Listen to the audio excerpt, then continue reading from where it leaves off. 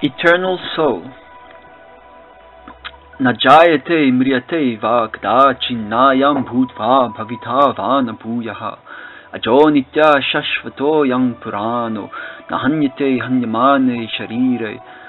For the soul there is neither birth nor death. The soul that is will never cease to be, is unborn, eternal, ever-existing, undying, and primal. It is not slain when the body is slain. Another way of translating the second line, Nayam Bhutva Bhavita Vana Bhuyaha, is to say that the soul has never come into being, does never come into being, and will never come into being.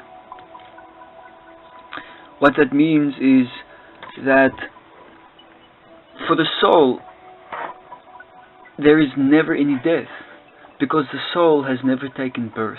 The soul is eternal. Anything that takes birth, anything that has a beginning, must have an end.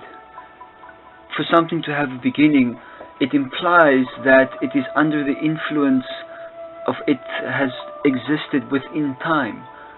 But the soul exists beyond time. There's no time on the soul.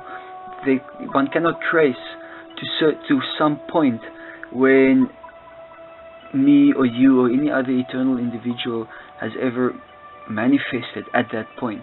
And before that point they didn't exist, and after that point they did exist. So for the soul, similarly like Source, the soul shares that same quality of eternality, of never being a time when it did not exist. And in this picture that we're seeing here it's a picture coming from the Bhakti tradition. It's a depiction of the divine couple Radharani and Krishna.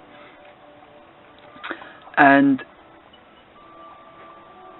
according to the Bhakti Yoga tradition, one's true identity is fully manifest in the relationship with the divine couple. And that one's consciousness is completely reawakened, then one also becomes aware of this unique relationship that you share with Source. And in this state of awareness, one re-enters back into that state of eternality. It is a very unnatural experience for an eternal being to experience something as death. In fact, we never actually experience death. Due to us thinking that we are these mortal shells, we are under the impression that we die and we think we experience death. But actually that experience itself only happens to the body. It doesn't happen to the soul.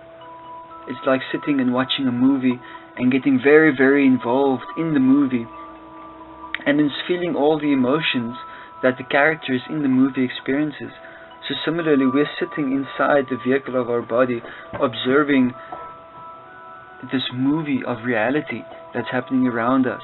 And due to our intense involvement in it, we experience it as if they're happening to us. It's the most advanced virtual reality technology. And the yogi aspires to remove themselves from that virtual reality, to come to that realization that this is a virtual reality. I'm in a game. and actually whatever is happening around me is actually just happening to my body, and it's happening to my mind. I am simply the observer. And in this state of being, one immediately transcends the duality. And this state of consciousness is very, very easily attained when one unites with Source. Yoga means to unite or to link to Source. Similarly, the Latin derivative of the word religion actually comes from the Latin relego, which means to reconnect or to rekindle the lost connection.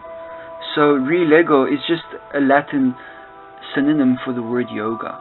So this is the true essence of yoga or religion, not what we're seeing today in its perverted manifestation, used as a tool for oppression and division and control.